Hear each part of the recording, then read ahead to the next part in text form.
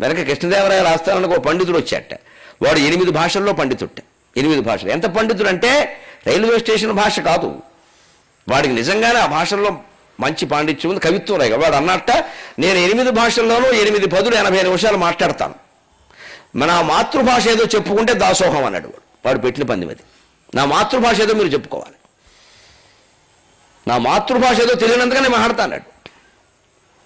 వాడు మాట్లాడాడు, ఎవరు చెప్పట్లా, అన్నీ ఒకలాగే ఉన్నాయి. ఇప్పుడు సంస్కృతం అలాగే, తెలుగు అలాగే, మలయాళం అలాగే, తమిళం అలాగే, వీడికి రాని భాషలు కూడా మాట్లాడేస్తున్నాడు. వాడు చెప్పలా.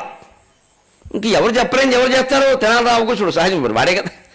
వాడు అన్నట్ట, మాట్లాడేటప్పుడు చెప్పడం కష్టం అండి, మౌనంగా ఉన్నప్పుడే చెప్పొచ్చు అన్నట్టు. ఆశ్చర్యపోయారు. ఇది మాట్లాడితే చెప్పని వాడు మౌనంగా ఉంటే ఎలా చెప్తా? అదంటే ఆయన టెక్నిక్స్ అన్నీ అలాగే ఉంటాయి. అది టెక్నో స్కూల్ వ్యవహారం అది. ఆయన మౌనంగా ఒకసారి పడుకోమనంటే నేను చెప్తాను అన్నాడు. వాడు కూడా అసలు నీ చెప్పించేయి, నీ చెప్తే చరిత్ర అడక్కు, చెప్పించి పడుకో, నేను చెప్తాను అన్నాడు. వాడు ఉపన్యాసం వాడు ఉద్దేశం వాడికి ఉందండి. అందుకని ఆయన పడుకున్నాడు. మధ్యాహ్నం పక్కేశాడు. 1 గంట 2 గంటలే లేవడం, పడుకున్నాడు. అప్పుడు వెళ్ళి వీడు గట్టిగా గిల్లట, అమ్మో అన్నట్టు. నువ్వు తెలుగు మాతృభాష అన్నట్టు. ప్రతి దానికి ఉపాయం ఉంటుంది, మనం ఆలోచించాలి. కానీ అది తెనాలి రామకృష్ణుడి కథల ద్వారా నేర్చుకోవచ్చు. అప్పుడు నిజంగా నిద్రలో ఉన్నవాడు గిల్లితే అప్పుడు పరిగెట్టుకుని తమిళంలో అమ్మో అనడానికి ఏమంటారని అంత ఆలోచించే టైం ఉండదు అక్కడ. సహజంగా నోటి వెంట ఏమొస్తే అది అంటాడు. సహజంగా మనకి తెలుగు భాషే వస్తుంది. మన కర్మ ఎలా వచ్చిందని ఈవేళ బాధ వస్తే ఓ మై గాడ్ అనేవాళ్ళు కూడా తయారయ్యారు. అప్పుడు కూడా దేవుడా అని ఏడిచేవాళ్ళు లేడు ఇక్కడ. అలా మొత్తం మూలఛేదం అవుతుంది. అందుకు మా బాధ. చివరికి అమ్మ అనకుండా మమ్మీ అనే స్థితి వస్తే ఇంకే ఎలా అయిపోతుంది ఇది? నీకు ఏడుపు వచ్చినా కూడా దేవుడా అనవా? ఓ మై గాడ్ వాడేవాడు మళ్ళీ. అంత సహజ స్థితిని కూడా మనం కోల్పోతున్నాం అన్నమాట.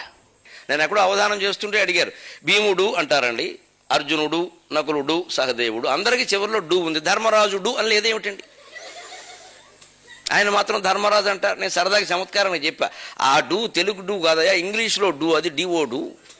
అసలు వాళ్ళ పేర్లు డు లేదు, భీము, అర్జును అనే ఉండేవి. ఈయన ప్రతిదీ పని చెప్పడం ఎదుటి వాళ్ళకి అలవాటు కదా, చేసే అలవాటు లేదు ధర్మరాజు. భీము డు, అర్జును డు, నకులు డూ దిస్ థింగ్, సహదేవు యూ డూ దిస్ థింగ్ అని డూ డూ అనేవాడు. అది విన్నవాళ్ళు ఎవరో డూ కూడా పేరులో కలిపి డూ డూ అనడం మొదలెట్టారు.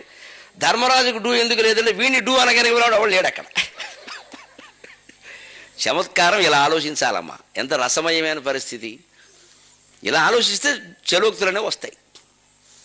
వివేకానందుడు విదేశాల్లో మాట్లాడి ఇక్కడికి వచ్చిన తర్వాత విదేశీ వస్తువులు వాడద్దు, అందుకే మనం బానిసలు అయ్యాం అని చెప్పాడు. ఓ సభలో ఇలాగే చెప్తున్నాడు. ఆయన చెప్పులు వేసుకున్నాడు, అది అమెరికా చెప్పులు. అమెరికా ఆవిడ ఉంది, ఆవిడ శిష్యుల్లో అమెరికా వాళ్ళు ఉన్నారు. ఆవిడకి అనిపెట్టింది, స్వామి ఏం చెబుతాడో. ఆవిడకి కోపం కాదు, ప్రేమే, కానీ ఏం చెబుతాడో చూడాలి, చమత్కారంగా మాట్లాడతాడు ఆయన. అందుకని వేదిక దగ్గరనే, మీరేమో విదేశీ వస్తువులు వాడద్దని చెప్తున్నారు, అమెరికా చెప్పులు వేసుకున్నారే అందుట. విదేశీ వస్తువులు ఎక్కడ పెట్టాలో చూపించడానికి నేను అక్కడ వేసుకున్నాను చెప్పులని చెప్పాడు. తప్పు జరిగినా ఇలా సమర్థించుకోవాలి. ఇంకా మళ్ళీ మాట్లాడడానికి ఇంత గొడవెట్టుకొద్దురా. విదేశీ వస్తువులు కొనకూడదు, ఒకవేళ కర్మకాయలు కొంటే ఇవి ఈయన కొనవుగా ఎవడో ఇచ్చాడు.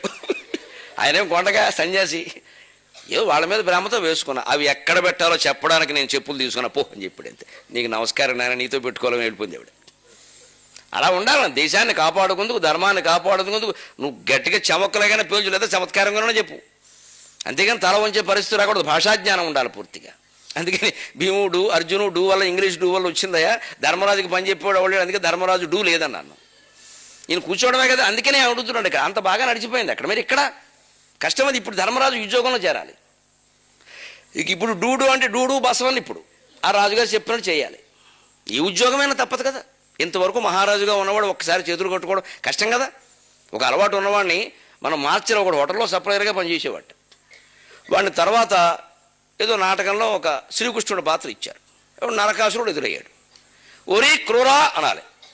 వీడు ఎంతసేపు ఒరీ క్రూరా, పొరీ కూరా అంటాడు. మరి ఒరీ క్రూరా నిజం చెప్పిన పొరీ కూరా, పొరీ కూర. ఎందుకంటే మన అలవాటు 10 ఏళ్ళ పాటు ఎక్కడ పోతుంది. అంతే. మరి హోటల్ సప్లయర్ని శ్రీకృష్ణుడు వేషం వేయడం తప్పు. నువ్వు గోవులు కాచుకునేవాడు శ్రీకృష్ణుడు వేషం వేసినా తప్పులు. ఆయన వృత్తి ఈయన వృత్తి ఒకటే, కొన్ని కలుస్తాయి. హోటల్లో సప్లై చేసేవాడిని పట్టుకొచ్చి ఓరీ కూర అనమంటే వాడు పూరీ కూర అన్నాడు.